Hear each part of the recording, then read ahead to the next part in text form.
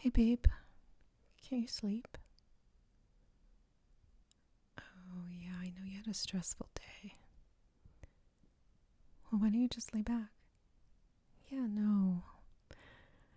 I feel like if you get up, then you're never gonna get to sleep. So, I'm reading this story, I'm reading this book. Do you want me to maybe read you part of it? Like if you close your eyes, lay back, get comfortable, and I'll read you the story. And then you can just drift off. Okay? No, I don't even have to turn the light on. It's on my phone. Okay? Okay, just get comfortable. All right. Let me grab my phone. Okay, it's called what's it called? The Enchanted April. Yeah. Yeah, it's a story about these four women who go on vacation in Italy. It takes place in I don't know, I think the 1920s or 1930s. They're British and they go to Italy for vacation. Yeah. Okay. You comfortable? Okay, I'm just going to start from where I left off last night. Okay? All right. And if you go to sleep, I'll just keep reading and I'll see you in the morning. I'll see you in the morning. I'll be really quiet while you're asleep, okay? All right, babe. Okay. Chapter 6. When Mrs. Wilkins woke next morning, she lay in bed a few minutes before getting up and opening the shutters. What would she see out of her window? A shining world or a world of rain? But it would be beautiful. Whatever it was would be beautiful. She was in a little bedroom with bare white walls and a stone floor and sparse old furniture. The beds, there were two, were made of iron, enameled black and painted with bunches of gay flowers. She lay, putting off the great moment of going to the window as one puts off opening a precious letter, gloating over it. She had no idea what time it was. She had forgotten to wind up her watch, ever since, centuries ago, she last went to bed in Hampstead. No sounds were to be heard in the house, so she supposed it was very early. Yet she felt as if she had slept a long while, so completely rested, so perfectly content. She lay with her arms clasped around her head, thinking how happy she was. Her lips curved upwards in a delighted smile. In bed by herself, adorable condition. She had not been in a bed without Malesh once now for 5 whole years, and the cool roominess of it, the freedom of one's movements, the sense of recklessness, of audacity, in giving the blankets a pull if one wanted to, or twitching the pillows more comfortably. It was like the discovery of an entirely new joy.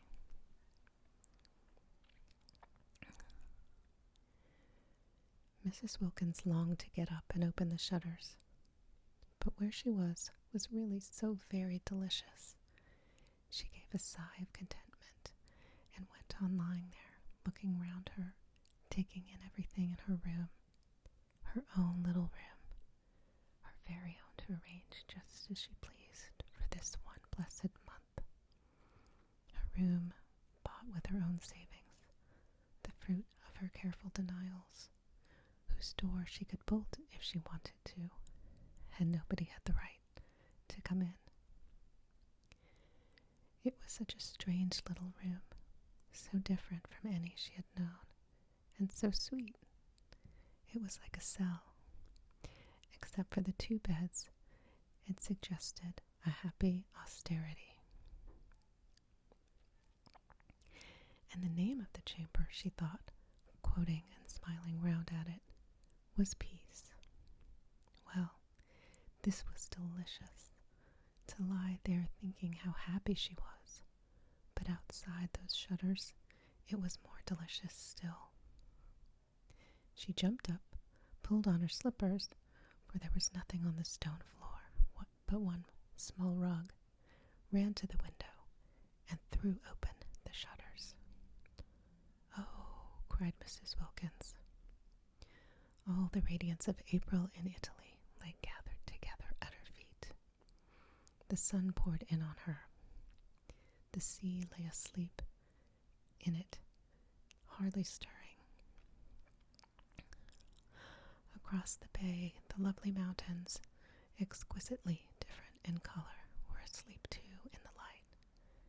And underneath her window, at the bottom of the flower-starred grass slope, from which the wall of the castle rose up, was a great cypress. Cutting through the delicate blues and violets and rose colors of the mountains and the sea like a great black sword, she stared. Such beauty, and she there to see it. Such beauty, and she alive to feel it. Her face was bathed in light. Lovely scents came up to the window and caressed her. A tiny breeze gently lifted her hair. Far out in the bay, a cluster of almost motionless fishing boats hovered like a flock of white birds on the tranquil sea. How beautiful, how beautiful, not to have died before this, to have been allowed to see, breathe, feel this. She stared, her lips parted.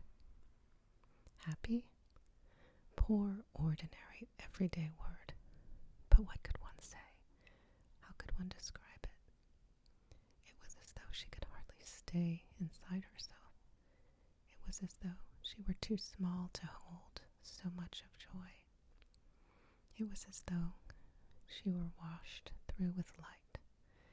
And how astonishing to feel this sheer bliss.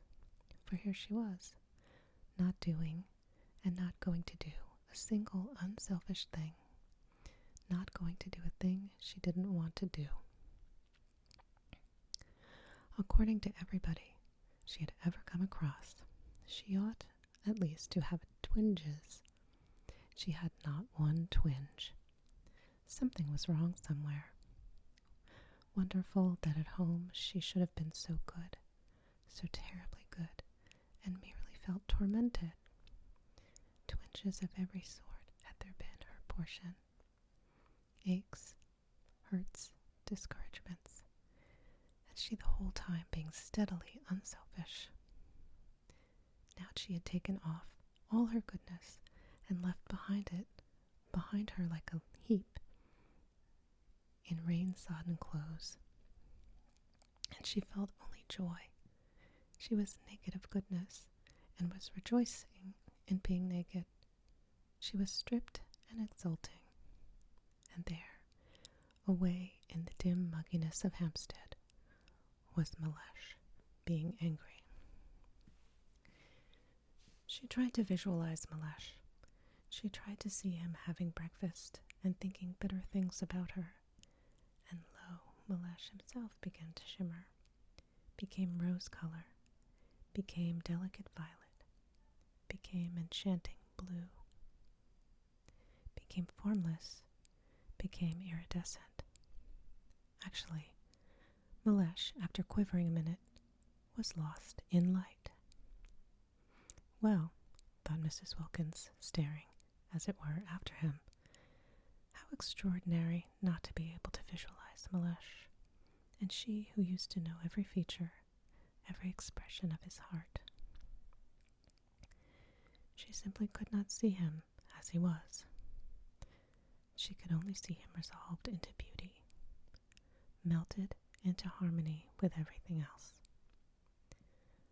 The familiar words of the general thanksgiving came quite naturally into her mind, and she found herself blessing God for her creation, preservation, and all the blessings of this life, but above all, for his inestimable love, out loud, in a burst of acknowledgement.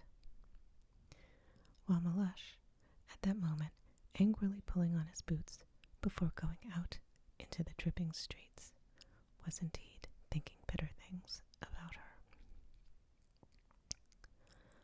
She began to dress, choosing clean white clothes in honor of the summer's day, unpacking her suitcases, tidying her adorable little room.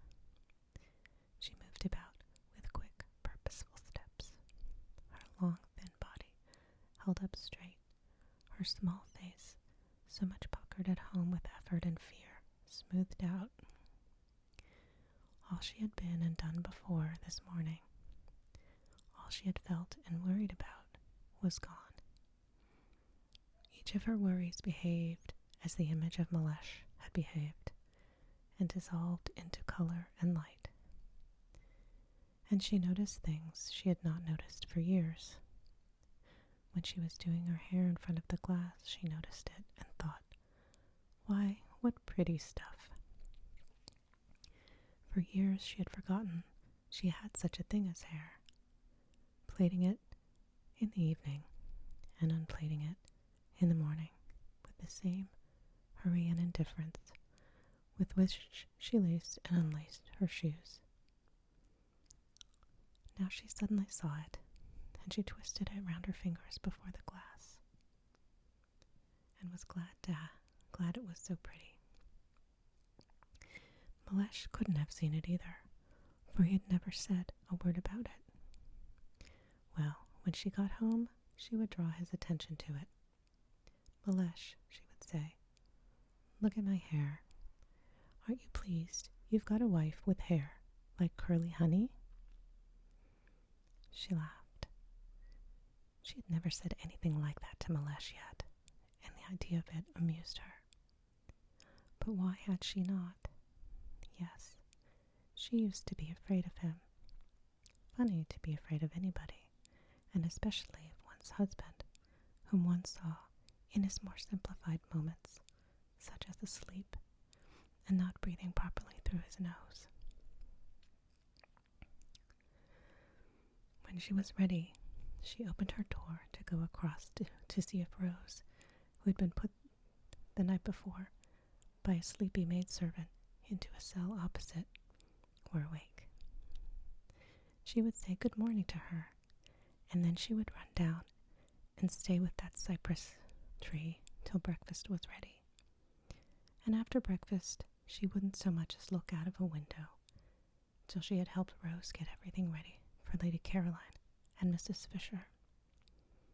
There was much to be done that day, settling in, arranging the rooms.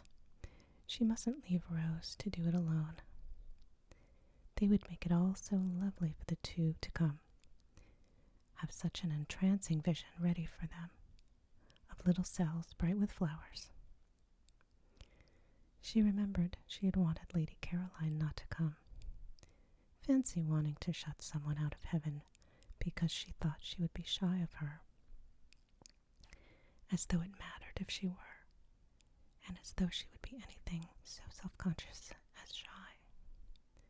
Besides, what a reason. She could not accuse herself of goodness over that. And she remembered she had wanted not to have Mrs. Fisher either, because she had seemed lofty. How funny of her. So funny to worry about such little things, making them important. The bedrooms and two of the sitting rooms at San Salvatore were on the top floor and opened into a roomy hall with a wide glass window at the north end. San Salvatore was rich in small gardens in different parts and on different levels. The garden this window looked down on was made on the highest part of the walls and could only be reached through the corresponding spacious hall on the floor below. When Mrs. Wilkins came out of her room, this window stood wide open, and beyond it, in the sun, was a Judas tree full in flower. There was no sign of anybody, no sound of voices or feet. Tubs of arum lilies stood about on the stone floor, and on a table flamed a huge bunch of fierce nasturtiums, spacious, flowery, silent, with the wide window at the end opening into the garden, and the Judas tree at the end opening, absurdly beautiful in the sunshine. It seemed to Mrs. Wilkins, arrested on her way across to Mrs. Arbuthnot, too good to be true. Was she really going to live in this for a whole month? Up to now, she had had to take what beauty she could as she went along, snatching at little bits of it when she came across it. A patch of daisies on a fine day in a Hampstead field, a flash of sunset between two chimney pots. She had never been in definitely, completely beautiful places. She had never been even in a venerable house, and such a thing as a profusion of flowers in her rooms was unattainable to her. Sometimes in the spring she had bought 6 tulips at Shoolbred's, unable to resist them, conscious that Melesh, if he knew what they cost, would think it inexcusable. But they had soon died, and then there were no more.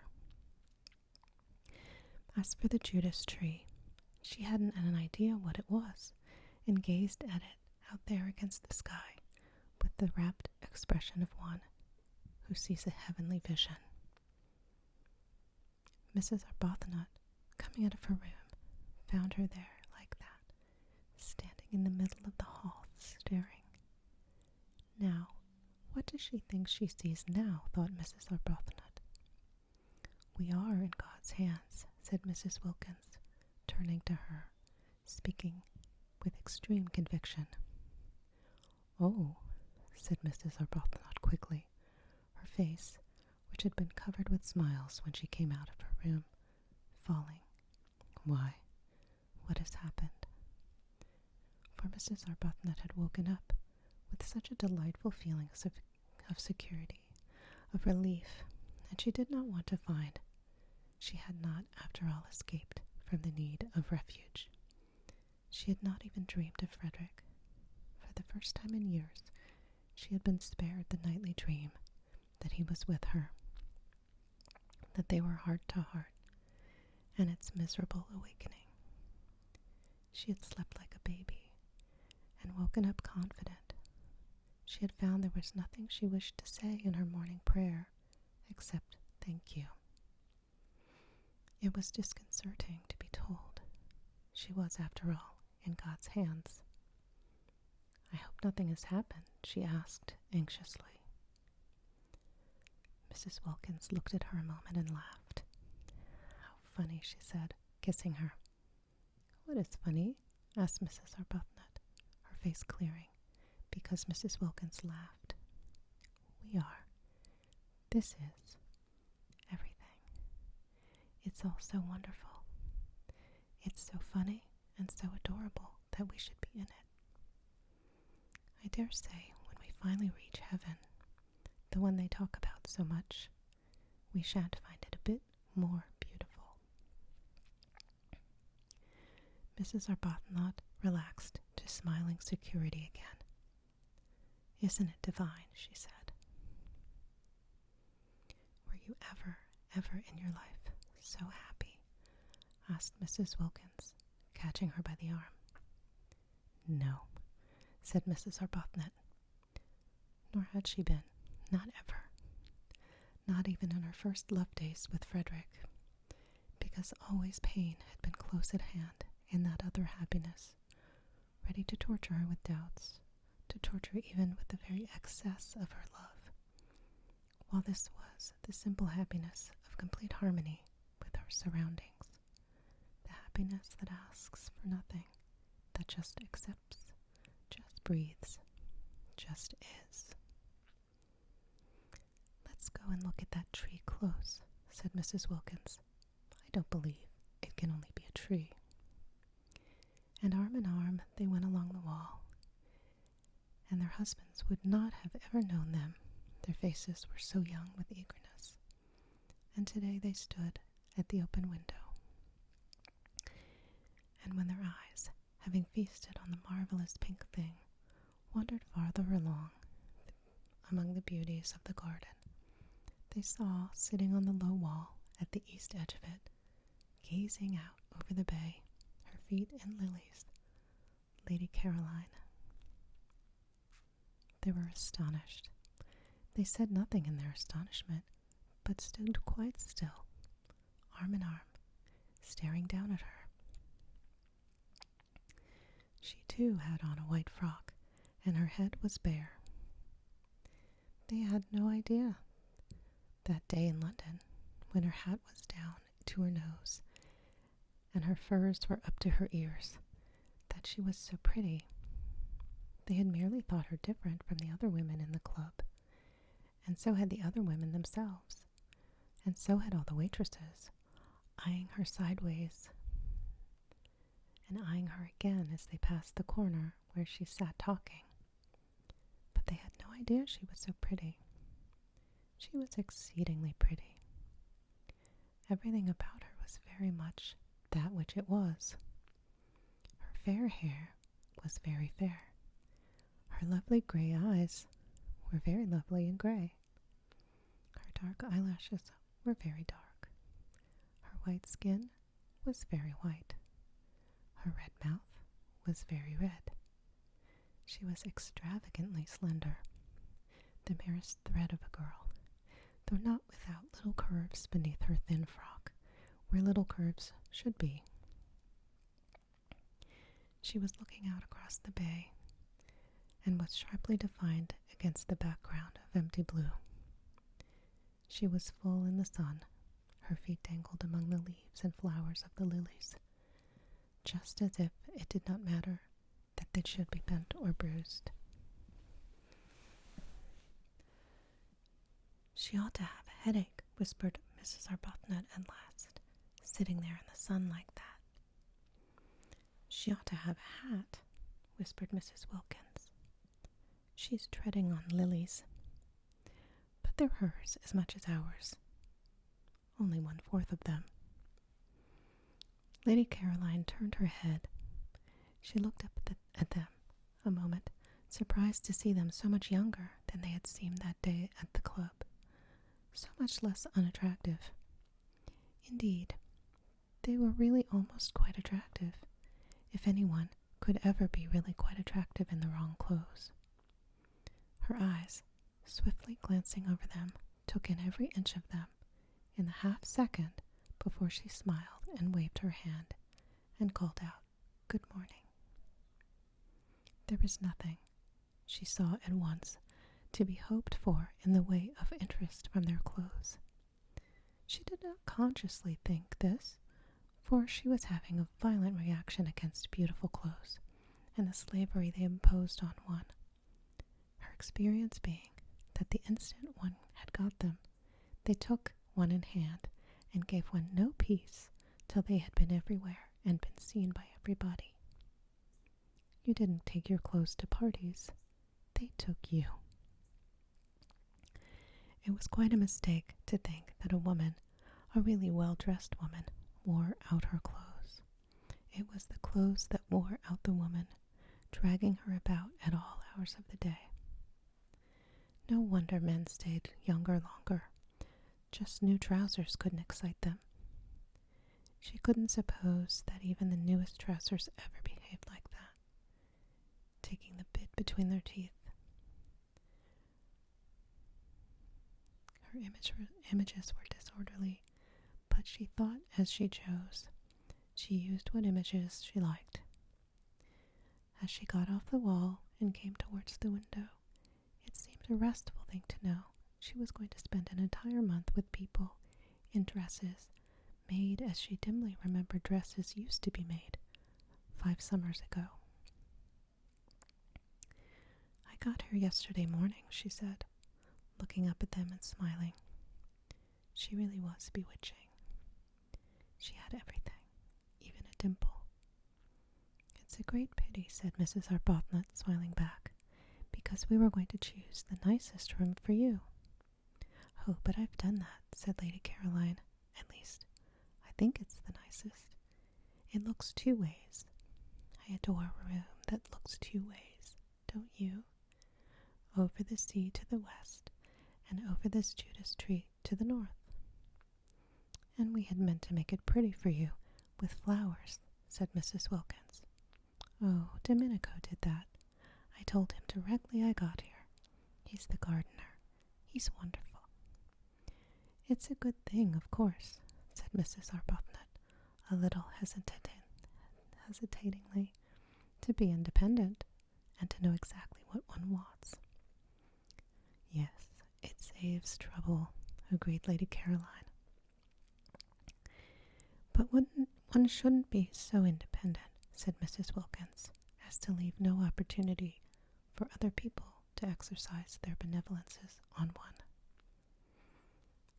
Lady Caroline, who had been looking at Mrs. Arbuthnot, now looked at Mrs. Wilkins. That day at the ladies' club, she had merely been a blurred impression of Mrs. Wilkins, for it was the other one who did all the talking, and her impression had been of somebody so shy, so awkward, that it was best to take no notice of her. She had not even been able to say goodbye properly, doing it in an agony, turning red, turning damp. Therefore she now looked at her in some surprise, and she was still more surprised when Mrs. Wilkins added, gazing at her with the most obvious, sincere admiration, speaking indeed with a conviction that refused to remain unuttered. I didn't realize you were so pretty. She stared at Mrs. Wilkins. She was not usually told this quite so immediately and roundly, abundantly as she was used to it. Impossible not to be after 28 solid years. It surprised her to be told it with such bluntness, and by a woman. It's very kind of you to think so, she said. Why, you're very lovely, said Mrs. Wilkins. Quite lovely. I hope, said Mrs. Arbuthnot pleasantly, you make the most of it. Lady Caroline stared at Mrs. Arbuthnot. Oh, yes, she said. I make the most of it. I've been doing that ever since I can remember. Because, said Mrs. Arbuthnot, smiling, and raising a warning forefinger, it won't last. Then Lady Caroline began to be afraid. These two were originals. If so, she would be bored. Nothing bored her so much as people who insisted on being original, who came and buttonholed her and kept her waiting while they were being original. And the one who admired her, it would be tiresome if she dogged her about in order to look at her. What she wanted of this holiday was complete escape from all that she had been before. She wanted the rest of complete contrast. Being admired, being dogged, wasn't contrast. It was repetition. And as for originals, to find herself shut up with two on the top of a precipitous hill in a medieval castle built for the express purpose of preventing easy goings out and in, would not, was afraid, be especially restful. Perhaps she had better be a little less encouraging. They had seemed such timid creatures, even the dark one, she couldn't remember their names, that day at the club, that she had felt quite safe to be very friendly. Here they had come out of their shells, already indeed at once. There was no sign of timidity about either of them here. If they had got out of their shells so immediately at the very first contact, unless she checked them, they would soon begin to press upon her, and then goodbye to her dream of 30 restful, silent days, lying unmolested in the sun, getting their feathers smooth again, not being spoken to, not waited on, not grabbed at and monopolized, but just recovering from the fatigue, the deep and melancholy fatigue of the Besides, there was Mrs. Fisher. She too must be checked. Lady Caroline had started 2 days earlier than had been arranged for 2 reasons. First, because she wished to arrive before the others in order to pick out the room or rooms she preferred, and second, because she judged it likely that otherwise she would have to travel with Mrs. Fisher. She did not want to travel with Mrs. Fisher. She did not want to arrive with Mrs. Fisher. She saw no reason whatever why for a single moment she should have anything to do at all with Mrs. Fisher. But unfortunately, Mrs. Fisher also was filled with a desire to get to San Salvatore first and pick out the room or rooms she preferred. And she and Lady Caroline had, after all, traveled together. As early as Calais, they began to suspect it. In Paris, they feared it. At Modane, they knew it. At Mezzago, they concealed it, driving out to Castagneto in 2 separate flies, the nose of the one almost touching the back of the other the whole way. But when the road suddenly left off at the church and the steps, further evasion was impossible, and faced by this abrupt and difficult finish to their journey, there was nothing for it but to amalgamate. Because of Mrs. Fisher's stick, Lady Caroline had to see about everything. Mrs. Fisher's intentions, she explained, from her fly, when the situation had become plain to her, were active, but her stick prevented their being carried out. The 2 drivers told Lady Caroline boys would have to carry the luggage up to the castle, and she went in search of some, while Mrs. Fisher waited in the fly because of her stick. Mrs. Fisher could speak Italian, but only, she explained, the Italian of Dante, which Matthew Arnold used to read with her when she was a girl, and she thought this might be above the heads of boys. Therefore, Lady Caroline, who spoke ordinary Italian very well, was obviously the one to go and do things. "I am in your hands," said Mrs. Fisher, sitting firmly in her fly. "You must please regard me as merely an old woman with a stick." And presently, down the steps and cobbles, to the piazza, and along the quay, and up the zigzag path, Lady Caroline found herself as much obliged to walk slowly with Mrs. Fisher as if she were her own grandmother. "It's my stick," Mrs. Fisher complacently remarked at intervals. And when they rested at those bends of the zigzag path, where seats were, and Lady Caroline, who would have liked to run on and get to the top quickly, was forced, in common humanity, to remain with Mrs. Fisher because of her stick. Mrs. Fisher told her how she had been on a zigzag path once with Tennyson. "Isn't his cricket wonderful?" said Lady Caroline absently. "The Tennyson," said Mrs. Fisher, turning her head and observing her a moment over her spectacles. "Isn't he?" said Lady Caroline. "And it was a path, too," Mrs. Fisher went on severely, "curiously like this. No eucalyptus tree, of course, but otherwise curiously like this. And at one of the bends he turned and said to me, I see him now, turning and saying to me, 'Yes, Mrs. Fisher would have to be checked, and so would these 2 up at the window. She had better begin at once.' She was sorry she had got off the wall. All she need have done was to have waved her hand and waited till they came down and out into the garden to her. So she ignored Mrs. Arbuthnot's remark and raised forefinger and said, with marked coldness. At least she tried to make it sound marked, that she supposed they would be going to breakfast, and that she had had hers. But it was her fate that however coldly she sent forth her words, they came out sounding quite warm and agreeable. That was because she had a sympathetic and delightful voice, due entirely to some special formation of her throat and the roof of her mouth, and having nothing whatever to do with what she was feeling. Nobody in consequence ever believed they were being snubbed. It was most tiresome.